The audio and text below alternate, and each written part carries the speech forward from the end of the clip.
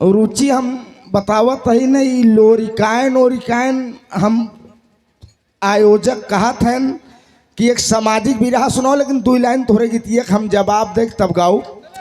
लेकिन गुड़िया अगर तू हमका बड़वार मानत हो तो हमारे एक मंत्र ले ले तू लोरिकायन भदोही डाक तब शुरू करा प्रतापपुर फूलपुर प्रयागराज हिया वाले लोरिकायन ओलिकायन समझबे नहीं करते। इनका सामाजिक बढ़िया विरहा जो इनके दिल में घुस जाए।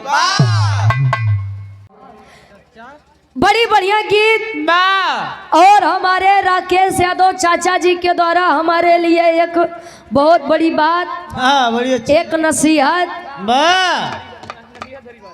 उन्होंने बताया कि रुचि बिट्टी भदोही डाक जावो करा तभी लोरिकायन खंडी सब गावो करा। चुकी हिरानक बिरहारा इलाहाबाद वाले हैं नी नाई समझते हैं। तई बताओ भदोही वाले कुछ और खाते ना, आप लोग कुछ और खाता का? गवैया अगर सही से समझाई तो काहे नहीं समझबा, काहे नहीं समझबा। अच्छा ठीक बा, हम पूछो तई जवन हम कहानी गाए वो पल्ले पड़ी रही कि नहीं पड़ी रही पहले का बताओ। अब वह हम खड़ी हो जाई लगी गावे राम जी गए वन में आइन सुपंखा जी प्रेम प्रस्ताव लेके लक्ष्मण पहुंचा नाक कान काट ले, लक्ष्मण जी उनकर नाक कान काट ले। ओकरे बाद गए तो युद्ध भवा, लंका जीत के आए, अयोध्या में साम्राज्य चलाए, महाभारत में युद्ध भत कर्ण का लोग धोखे से मार दे। अरे यार आप लोग हमें बुलाए हैं तो हम तो चाहेंगे कि कुछ नया चीज दे दे। अब ओके आप लोग स्वीकार करबा, समझबा, बुझबा, ये आप लोग विचार कर। बाबा ये बगल में सराय ममरेज बा, हम 5 साल लगातार मंच पे गाए ही। पहली साल हम अभी चंचल से गाए रहे, दूसरी साल लाल जी लहरी से गाए, तीसरी साल बक्सर बिहार को ओम प्रकाश से गाए, चौथी बार ओम प्रकाश दीवाना से गाए, 5वीं बार हम कहे यार अब दूसरे बुलावा कर एक कई मंच गाओ तो ब्याह जाए। कलाकार हैं बिटिया, आपका सम्मान है, हमारे प्रयागराज की धरती है। बाकी हमका कहबू तो हम उ गवैया है पूरी रात लोरिकान गाओ, हमारे पास मसाला उसाला कमी नहीं बा। और कसम भगवान से कोनो दिन सोचित कि जितना हम बिरहा याद करे ही तैयारी करे ही उतना अगर पढ़े हो तो आईएस हो जाए। एमए करे मास्टर साहब, एडीसीए डिप्लोमा करे, होंडा कंपनी मैनेजर रहे, 7 दिन नौकरी करे, 54,000 सैलरी रही, छोड़ कर ठुकराई के संगीत में चलाए। ये आप लोगों का प्यार है, आप लोगों का दुलार है, और आप लोगों के आशीर्वाद मेहनत से मेरी हर नैया पार होती चली जा रही है। बच्चे खुशहाल हैं, पत्नी भी खुशहाल है। जे भैया बाबू लोग हमारे बिरहा सुने हुई हैं तो मैंने ये नहीं कहा कि राकेश चाचा आप मेरे इस कहानी का जवाब दीजिएगा। मैं खुद कहती हूँ भैया कि मैं जवाबी कलाकार नहीं हूँ, मैं मुंह नोचने वाला काम नहीं करती हूँ। बिरहा में अपने पब्लिक से गाती हूँ, पब्लिक मेरी खुश, मैं गवैया को खुश करके क्या करूँगी। आप कहो कि अब हम सीता हरण गाय महाभारत में ई भवा ऊ भवा, हम नई चीज परोसे ही लोरिकायन कोनो नई चीज न हो। हम लोग एकर कब्बे पिंडा पार के 6-7 साल हो गए, कापी किताब ताड़े धई दे। लोरिकायन का मतलब ये हिरे के खाटी चीज आटे, लोरकी जे का पूर्वांचल बोला थी।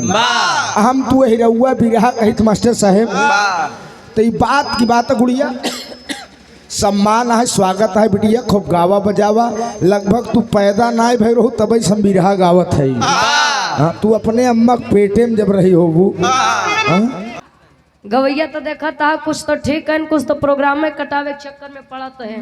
आजकल ज्यादा होत बा प्रोग्राम लिखावे केन भैया, वो 10,000 में आवत, हम 5,000 में खिले चले जावे।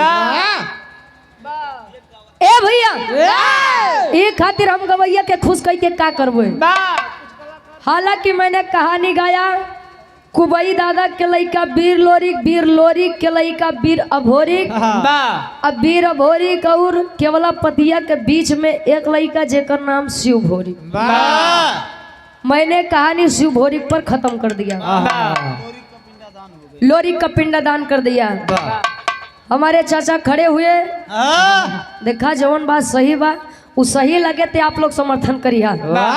चाचा हमारे खड़े हुए, उन्होंने कहा देखा हमार बिट्टी जहाँ से गायब पहले हम ओकर जवाब दे गई।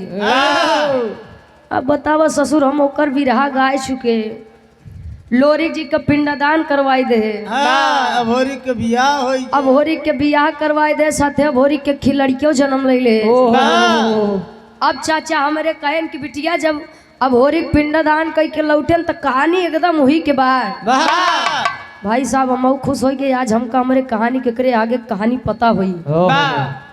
अब हमारे चाचा गावे लागे लोरी का संवरू कहानी, सतिया के बियाह कर देना भोरिक के संगे, सतिया के बियाह कर देना भोरिक के संगे, यानी दादी के बियाह नातिक संगे होगी। ए भैया अच्छा अब ये भी तो सोचने की बात है, सोचिए वो लोरिक के समय की थी, लोरिक का बेटा 21 वर्षीय हो गया तो सतिया बेचारी बुढ़ाए ना ऊपर जवानी रहे। अच्छा बियाहो करवाए तब भोरिक से। खैर हमारे इतनी क्षमता नहीं बा कि हम आपके बिरहा में टिकट टिप्पणी करी। ये कवि की खोज है, जहाँ न पहुंचे रवि वहां पहुंचे कवि। अगर कहानी ये करे आगे से चलत तो शायद शिव भोरिक के चलत, फिर भी मैंने जवाब नहीं मांगा था। फिर हमारे संचालक महोदय का एक आदेश था कि कोई सामाजिक गीत हो जाए। सामाजिक गीत के रूप में आपने सती नर्मदा जी की कहानी को व्यक्त किया।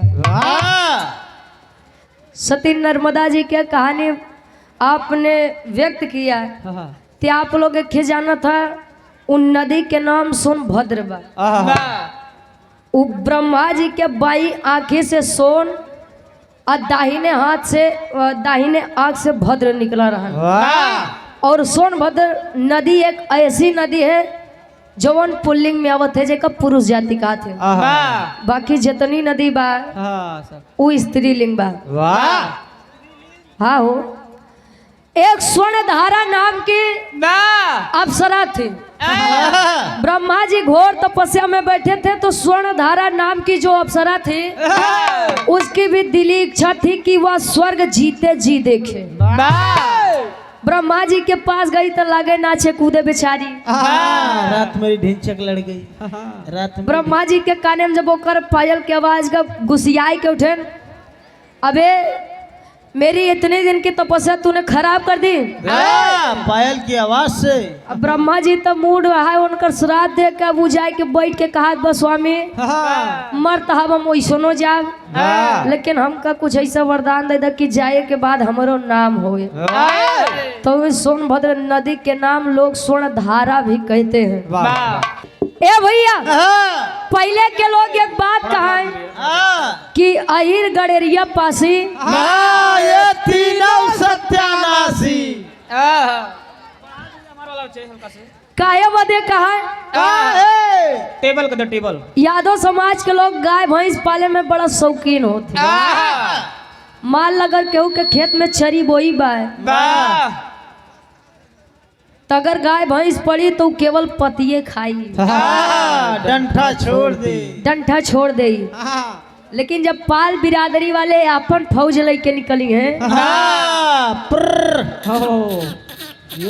क्या बात है। बस कबो हाके हका यार ट्रेनिंग दी है कुछ दिन।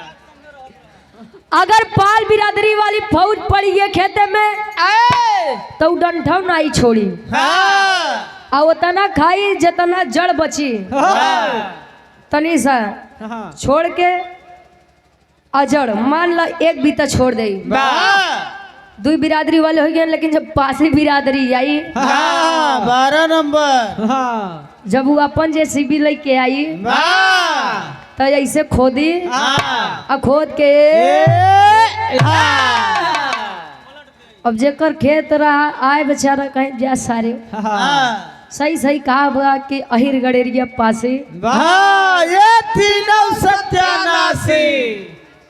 अब देखा हर समाज के लोग बैठा है, क्यों बुरा मत माना जाए कि जाति विशेष के ऊपर गाना बनाइए। एक इंटरटेनमेंट बा, मित्र भी हैं, और साथ ही साथ इस कहानी में एक बड़ी अनमोल चीज कवि जी बताओ क्या हुआ गुरु जी। तनी 4 लाइन भूमिका के भाव से।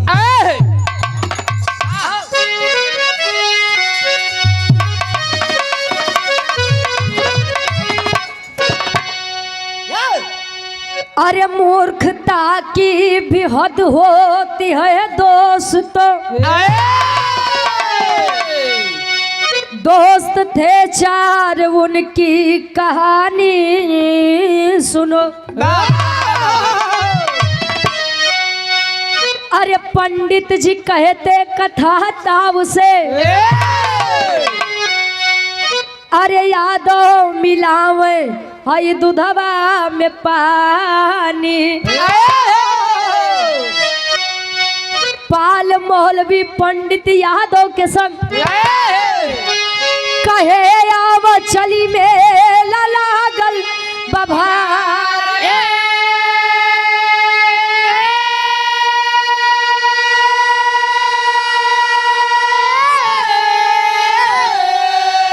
अरे अपने में खूब चारों चालाक थे, चलते राह में करते लबारी लबा।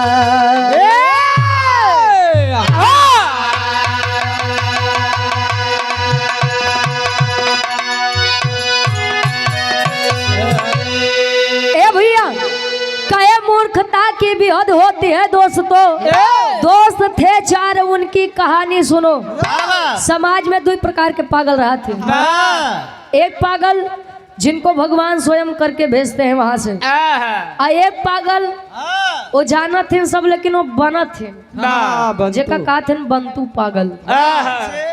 पंडित जी कथा ताव से कहा जन्म करा था, पंडित जी हरेंगे काम यजमान 50 ए भैया यादव जी अच्छा जब से डेयरी खुल गया राकेश चाचा जान ला यादव बिरादरी वाले के ऊपर बड़ा आफत ही आई गई। आफत ही आई के बाद पहले आधा लीटर दूध में 1 लीटर पानी मिला के बेच दे, अब क्यों पूछे कसे यार पैसा बराबर लेता तोरे दूधे में पानी ज्यादा आवत बा कहाँ अब का करी। हाँ राजू भैंसियत मोर तालाब में घुस के पानी पी ली रे। ए भैया लेकिन काका जब से डेयरी आई गया ओ मगर 50 ग्राम दूध में पानी मिलाई के जाबा वो डेयरी तुरंत बताई यादव जी आप तो काम गड़बड़ कर दिए हो। हाँ इतना पानी मिलाई क्या है फैट तुरंत ही कम बताई। हाँ तुम्हार फैट कम हो गया। ए भैया पाल जी मौलवी जी यादव जी पंडित जी 4 जाति के लोग रहे और 4 जने में बड़ी घनिष्ठ मित्रता रहे। ए भैया पंडित जी हमेशा अपने आप का लगावे कि भाई हम बड़ी जात के आदमी हमारा राज तीनों के ऊपर चली। एक दिन यादव जी से कहने यादव जी ए यादव जी का बैठा है राजू। गांव के बगलिया जवन गांव बा वह गांव में एक बहुत बड़ा बरियार मेला लगा बा। कहे तब कहना चला तनी घूम आवा जा। काफी समय बाद अपनों 4 जने मिला है। चला चल दिए चलते चलते शाम हुई एक जंगल मिला पंडित जी के लाग भूखे। पंडित जी कहने यादव भाई अब बिना कुछ खाए पिए आगे न बढ़ आगे नहीं बढ़ब। कहें तब कहने काम करा तू दूधे के व्यवस्था करा पाल जी मौलवी जी तू चाउर और लकड़ी के व्यवस्था करा। अच्छा व्यवस्था कई क्या है तो पंडित जी कहने ना सारो तीनों छूत अब वही लगी है बनावे तो उल्टा सीधा करी है। एक काम करा तू लोग बैठा हम बनावत है खीर बनावत है ना खीर काका इतनी बढ़िया बन गए। प्लेट जब हटाए खीरी के खुशबू जब नाक के अंदर गा खुशबू। अरे खुशबू के मतलब लड़की नहीं यार सुगंध महक जब नाक के अंदर गई तब पंडित जी का ईमान डोल गया।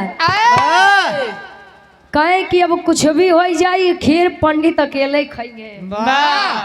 तीनों जने का बुलाइन कहन यादव जी हार आवा, पाल जी हार आवा, मौलवी जी हार आवा। आवत तीनों जने हर आवा। कहे सुना हमारी एक बात, तनी तनी दे तई ओके खाई ला। ए विशाल भैया, ए भैया आप मोदी जी करत हा घर मालिकार रोके हैं तो का करबा?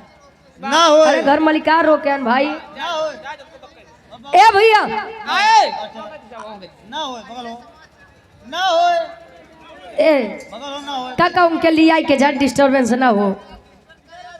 अरे नाई गाऊ भाई ना अरे गाओ हमार मन नाई गाऊ भाई ना गाओ आगे बोला ना गाओ हटो वहां से। भाई हम तोहार 20 रुपया पाई के हम लगेगा वो घर मालिकार साहब यहाँ में कह बंद करा तो चालू करवा दे। ए भैया कहानी से भटकी है मत। अब पंडित जी एक दिमाग लगाते हैं, अब वो दिमाग छोड़ा एक लाइन कवि जी गजल के भाव में लिखाते हैं, कोनो हमरा ही अपने परवरदिगार अल्लाह से कहे। का कहे? एक लाइन कवि जी लिखाते हैं, ए भैया कहे तनी तनी खाई ला सुबेरे का खीर एक आदमी खा सकत है। कहे कैसे? कहे राती में सूता मतलब सोवा और राती में जो सबसे बढ़िया सपना देखी सुबेरे पूरी खीर हुई के दे। भाई पाल जी खाए के सो गए, मौलवी जी पंडित जी, लेकिन अहिरे के लड़का खाए पिए में बड़ा शौकीन रहे। यही के पेट गही। एक बार बेचारा यार करवट फेरे एक तरफ यार आ तब ले करत का एक लाइन गीत लगत बा, हिंदी दुनिया वाले ने गाया। अब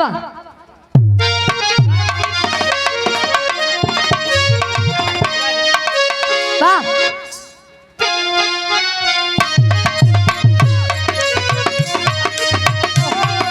वाह हो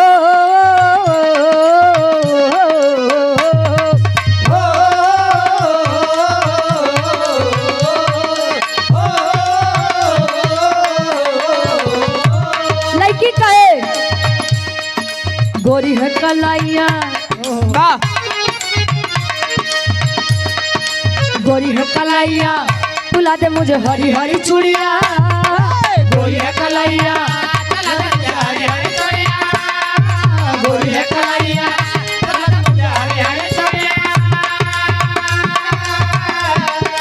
गोरी है कलाइया तुला दे मुझे हरी हरी चूड़िया। अपना बना ले मुझे बाल तुला दे मुझे हरी हरी चूड़िया। अपना बना ले मुझे बाल गोरी है कलाइया तुला दे मुझे हरी हरी चूड़िया। अपना बना ले मुझे बाल। लेकिन नींद यादों को न आए, वो जंगल के दृश्य बा नींद यादों को न आए, बाकी तीनों सोई जाए। नींद यादों को न आए, बाकी तीनों सोई जाए। नींद यादों को न आए, बाकी तीनों सोई जाए। नींद यादों को न आए, बाकी तीनों सोई जाए। खिरिया खाई गईले आधी रात में। नींद यादों को न आए, खिरिया खाई गई आधी रात में। और हमारे गार्जियन जी हमारे वकील साहब ये 100 रुपए देकर सम्मान किया, आशीर्वाद के छारी के बच्चे अपनी कला में कामयाब रहे। ए भैया यादव जी एक बार यार करवट फेरे, एक बार यार करवट फेरे, उठ के बैठे हुए खीरी वाला बर्तन देखे यार जाई खाई ले का। लेकिन खाई ले तो न सारे सुबेरे हो तो बड़ा मार मरी है। अच्छा अब भाई कहन जब ले पेटे में कुछ जाई ना तब ले दिमाग के बत्ती खुली ना। अब पहले पेट पूजा करे बाद कान दूजा। चोरी से उठेन गए, खीर के ढक्कन हटायन, बर्तने के जितनी खीर रही कुल खाई ले। ए भैया पूरी खीर खाए, अब जब पेट भरा यादव जी की आई के लेट गए। लेटे अब सुबेर भा पंडित बेचारू मार खुशी हमसे ज्यादा के दिमाग लगा पाई हो। गैन पाल जी लगे, ए पाल जी ए राजू उठो बा कि सोते ही रहा बा। पाल जी उठे, क्या बात बा? राती वाली बात याद बा कि नहीं? कहीं हाँ अब पाल जी राती में कुछ सपना देखे हो तब तो बतावे। अब दिमाग लगाते हैं। देखा पाल जी कहन यजमान पंडित जी महाराज हम सोवत रहे और सोवत हम सपना में 5वें आसमान में पहुंच गए। 5वें आसमान। देखा दिमाग सब क्यों लगावत है। अब मौलवी जी जब सुने कहने रे साला ये तो 5वें आसमान पे पहुंच गया। अब हम का बताई हो। मौलवी जी कहन है 5वें आसमान पे रह गए। हम इनसे 2 कदम ही आगे ही।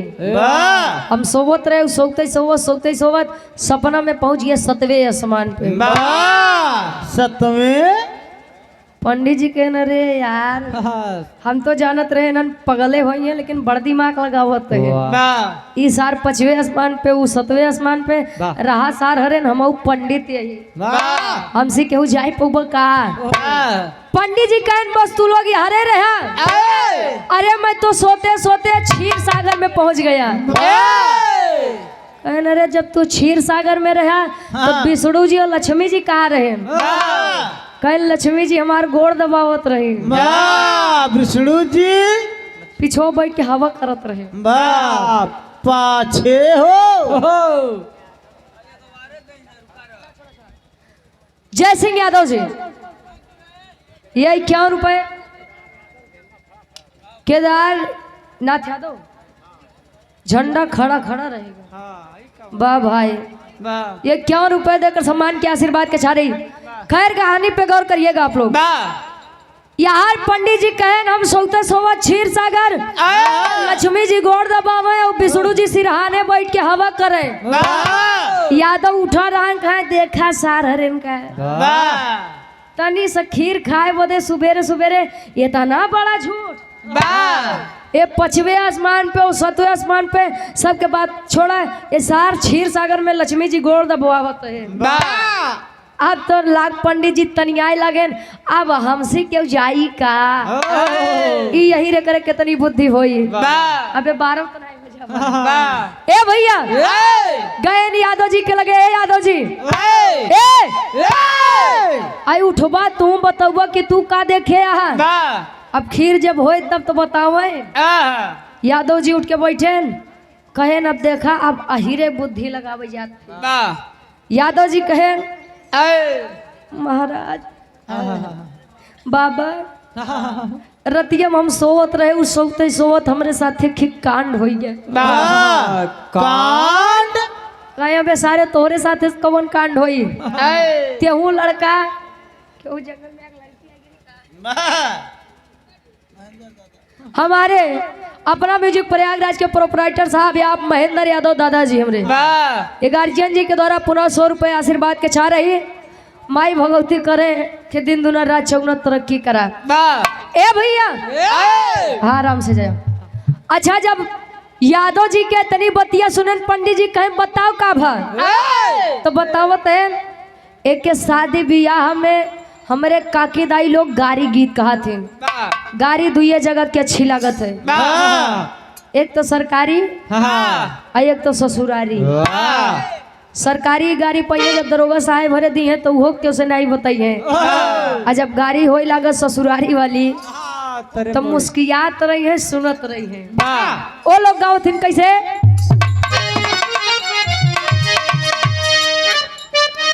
क्या बात है।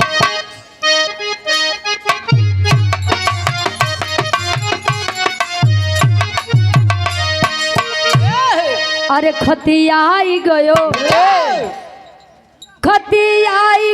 शहरी बनारस से खत आई गयो ओके तनी आगे अब जौनपुर वाले गाते हैं। अरे सुई डोली गई कलाई बिचे घड़िया मेरे सुई डोली गई।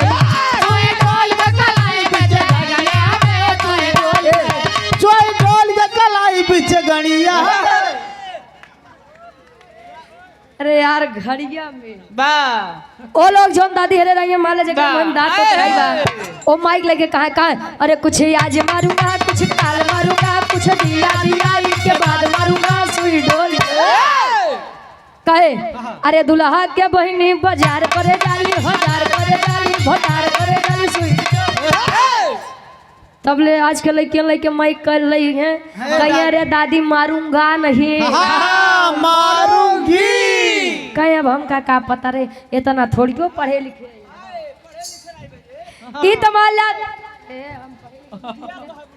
ई तमाला धुन तर्जबा लेकिन यादव जी अब अपन दिमाग लगाओ तन पंडित जी से एक बात कहे का कहे अरे भेटाईगा मोछंगर लई के मोटकी लाठी हो भेटाईगा अरे भेटाईगा मोछंगर लई के मोटकी लाठी हो भेटाईगा। अरे भेटाईगा मोछंगर लई के मोटकी लाठी हो भेटाईगा। कहे रतिया में हमके उदेश जरावा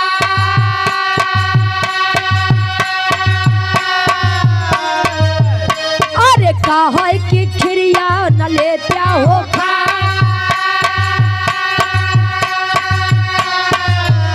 अरे रतिया में हमके उदेश जरावा कहा कि खिरिया न लेत्या हो खा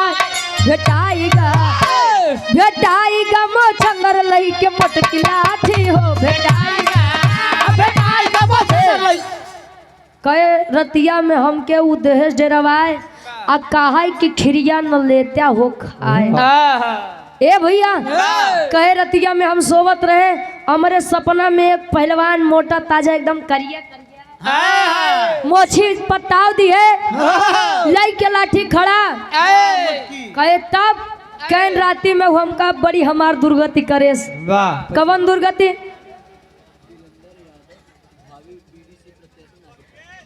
वीरेंद्र यादव जी हमारे बड़े भैया बीडीसी के आप भावी प्रत्याशी हैं नासिर पट्टी से 100 रुपए देकर सम्मान के आशीर्वाद के चाह रही कहे लठिया लेके एकदम हमारे मोहे लगा खड़ा कहे बदे कहे हमका कहा कि बताओ आज के दिन हमार व्रत बा उपवास बा तेना यहाँ जंगले में खीर महकाए है ई बताओ ई खीर ते खाबे कि नहीं खाबे खाबे कि नहीं खाबे अरे बाप रे बाप पंडित जी जब खीरी के नाम सुनन मुँह बाबा कहे तब बोल आगे बोल अबे सारे का तो खाए तो नहीं कहे रे पूछो जी बड़ी मशक्कत से हमार जान बची बा कहे काहे बे कहे जान ले एकदम ओकरे भूत सवार रहन हमार जान लेके हम कहे कि भाई देखा हम खीर न खा पाऊ अगर खाए तो सवेरे हमार तीनों दोस्त हमका बड़ी मार मरी है और कहेस कि अगर सारे न खाबे तो तोहार राती में हम स्कुटाई करबे लाठी देखा था न करिए ऐस मारब ऐस मारब कभो मरवाए न हो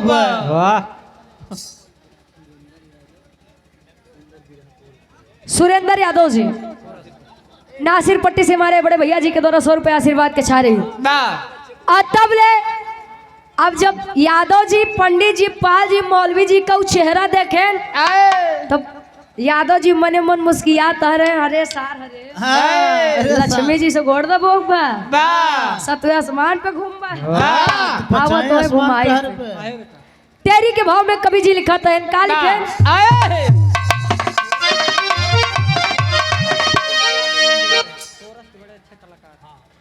सुरेंद्र यादव हमारे भैया जी जो कि कोरस के बहुत ही सुंदर कलाकार हैं गार्जियन जी के द्वारा 100 रुपए आशीर्वाद के चाह रही कहे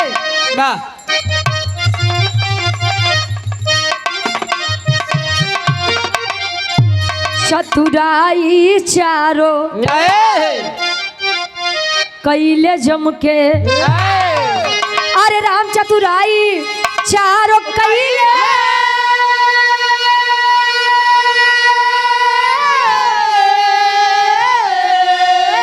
अरे चतुराई चारों कैले जम के चली ना अहिर के सामने पंडित के पंडिताई अरे पंडिताई अरे पंडिताई कहन पंडित भाई डर के मारे हम कुल खीर खाई ले जब पंडित जी इतनी बात सुने तो लगे बिगड़ कहे बे सारे कैसे पूछ के तो खीर खाए है ई बताओ जब राती में तो का डरवावत रहन का हम तीनों जने मर गए रहे बगली लेटर है उठाए काहे नहीं यादव जी कहे ना पंडित भाई तू गलत ही बोला थे गद्दारी करबे अब जान ले हमार तोहर रिश्ता ही से टूटे कहे का गलत बोलत है बोल हमरे बिरहा के आखिरी गीत लगत बा खाटी इलाहाबादी तर्ज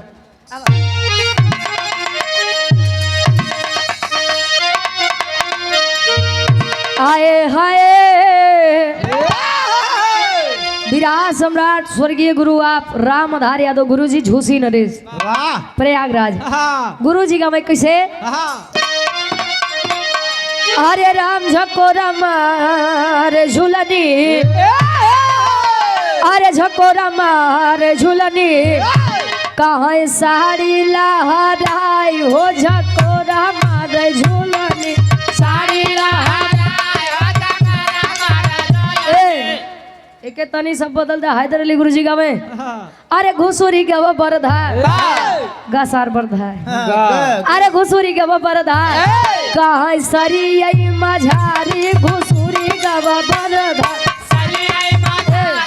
कोनो दुल्ही बतावे अरे हमार मुड़ी कटली अरे हमार मुड़ी कटली तब मोर बूढ़ा माई हमार मुड़ी कटली मोर बूढ़ा माई अरे यार तो कलो के का बताइए सत्य अनुसुईया में गाए अरे गजब क्यों बहनी अरे गजब क्यों बहनी कहा चीन्यू ना भतार हो गजब क्यों बहनी एक लाइन बड़ी हमार मन पसंदीदार बा कवन अरे घुमा के गोरी मरलू विराट सम्राट स्वर्गीय दादा राम कैलाश यादव जी एक बात कहत रहे कहे तेरी मेरी आंख लड़ी लोगों ने बदनाम किया कहे दुनिया के बक्का दिया हम तू अपन काम की है केहू केहू कहेला उमरिया के दोस्त बा कहीं के गए सूरदास ही सब नजरिए के दोस्त बा बर्बादी की है कारण बा अरे घुमा के गोरी मरलू आई नया ना वहीं से बाहर रे घुमा के गोरी मरलू बिरहा पर गौर करेंगे यादव जी कहे अब तू गलत बोलता है क्या गलत बोलता है कहे सुनो बताओ थई अरे बोला ही कैसे पंडित जी अरे बोला ही कैसे पंडित जी तू रहा क्षीर सागर बोला ही कैसे पंडित जी तोरा तेरा सागर बोला ही कैसे पंडित जी तोरा तेरा सागर बोला तेरा सागर हो रहा तेरा सागर बोला ही कैसे पंडित जी तू रहा क्षीर सागर बोला ही कैसे पंडित जी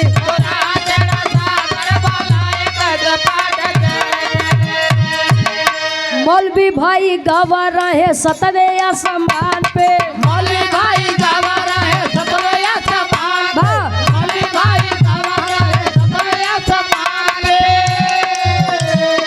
पाली न आए पानी फिर गया रमान पे फिर गया रमान पे हो फिर गया रमान फिर गया रमान पे हो फिर गया रमान पे अरे तोहर सेवा करत रहली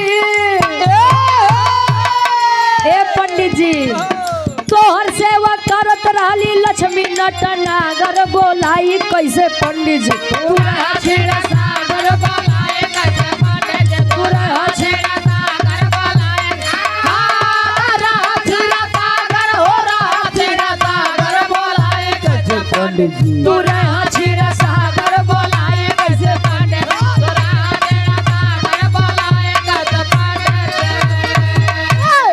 अरे बोलाई कैसे पंडित जी तू रहा क्षीर सागर अबे पंडित जी तू ही तक कहा कि रतिया में हम क्षीर सागर गए रहे और लक्ष्मी जी हमार गोड़ दबावत रहे विष्णु जी हवा करत रहे 6 साले चल ठीक है मैं नहीं था ये दोनों कहे न रे मौलवी जी बताए कि 7वें आसमान पे पाल जी बताए इनके 5वें आसमान पे बड़का मित्र बनत है बड़का दोस्त बनत है जब तीनों जने हमका ही जंगलों में छोड़ के आसमान घूमत रहा तब का तो का हमारे याद नहीं आवा कि यादों बेचारू के लिए आई चली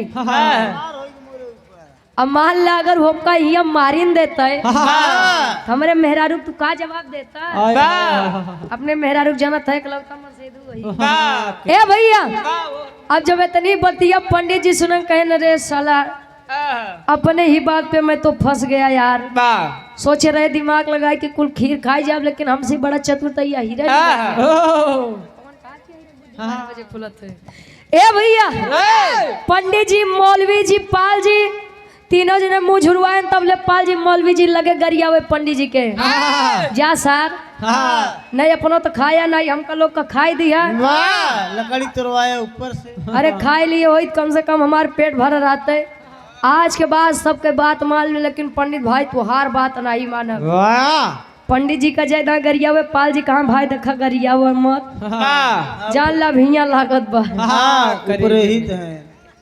ए भैया अब तीनों जने अपन अपन पेट पकड़ के बैठे थे, तब ले आल्हा के भाव में कवि जी प्रमाण देते हैं। प्रमाण दिए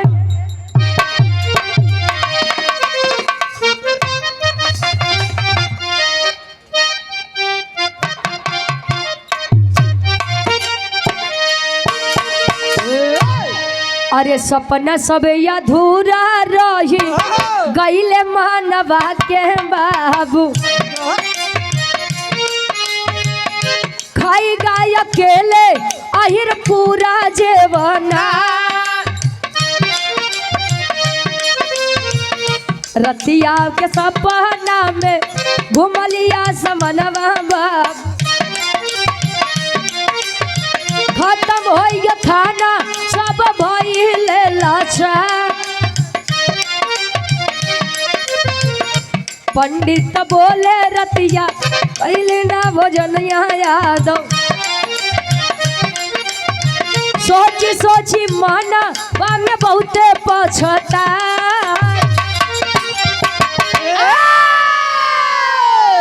पंडित जी कहे यादव जी, अच्छा चाचा हमरे बतौबे भैन कि कलयुग चरम सीमा पे बा, लेकिन आज के समय में हमरे हिसाब से कलयुग नहीं भाई, ई चतुर युग बा। यहाँ जितना बड़ झूठ बन के बोलबा, जितना लबारी फेंकबा अब बड़ बड़ झूठ बोल लेबा, जान ला तोहार ई समाज में गुजारा बा। और ढेर सीधा बने के कोशिश करबा तो दू झापड़ रोज पहुबा, हाँ रोज पहुबा, नहीं तो देख ला परिवार में जो ज्यादा सीधा रात बेचारा है वो हर जगह से बेचारा पावत है। ई बरे हम चतुर चलाक बना। ए भैया यादव जी बहुत खुशी कहे ना आवाज चला मेला देखा है, चला हो पंडित जी।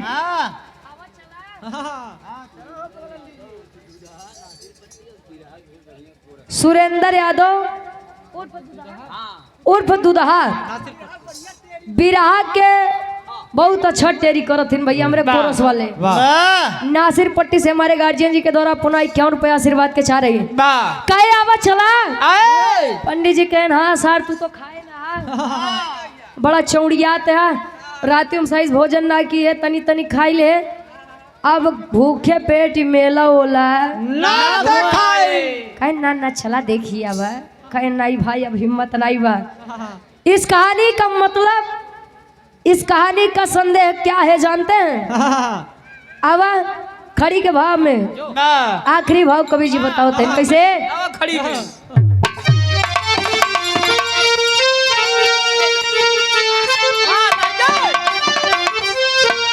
अरे अनुमान से बड़ा भाई अनुभव कहे दुनिया सगरी, अरे अनुमान से बड़ा भाई अनुभव कहे दुनिया सगरी, पकड़ी पेटवा के दैले तीनों घर के डगरी, पकड़ पेटवा के तीनों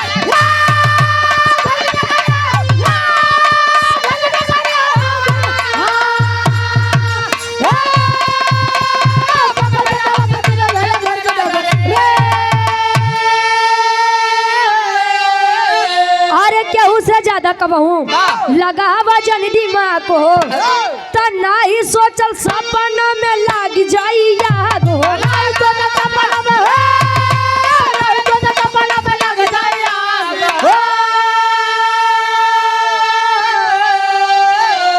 अरे घूम के लौटे चारो अपने घर के नगरी, तो पकड़ी पेटवा के दैले तीनों घर के डगर।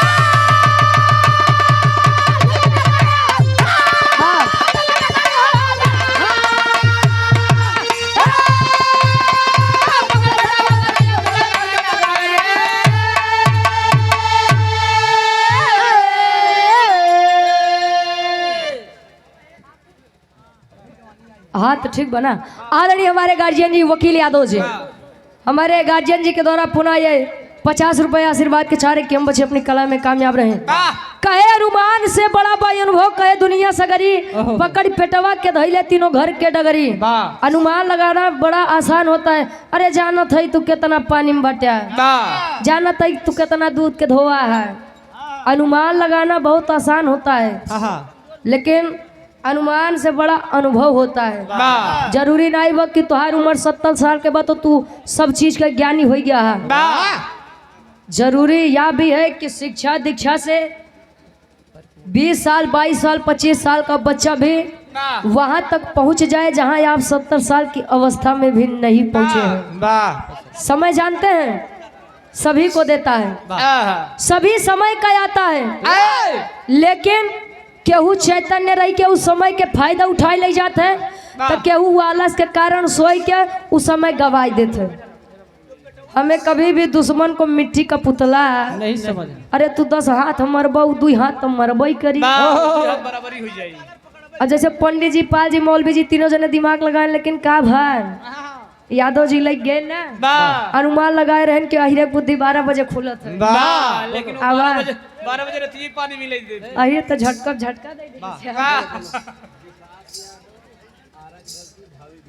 विकास यादव जी आरग की धरती से, जो कि बीडीसी पद के आप भावी प्रत्याशी हैं। 100 रुपए और 100 रुपए वीरेंद्र यादव जी नासिर पट्टी से, हमारे बड़े भैया बीडीसी के आप भावी प्रत्याशी हैं। 100 रुपए देकर सम्मान किए।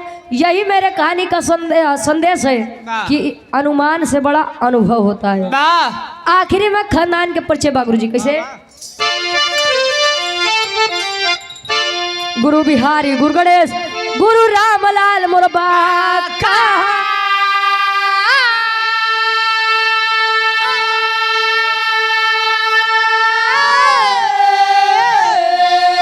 अरे स्वर्ग बसे चंद्रिका कवि, बच्चन का विजय पताका।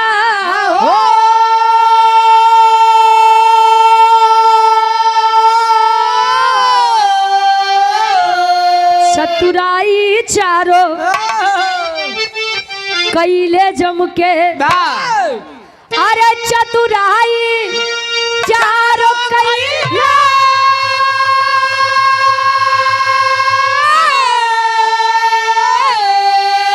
अरे चतुराई चारों कैले जम के, ग्वालो बंसी रुचि ज्ञान की ज्योति जलाई, चतुराई चारों कैले जम के।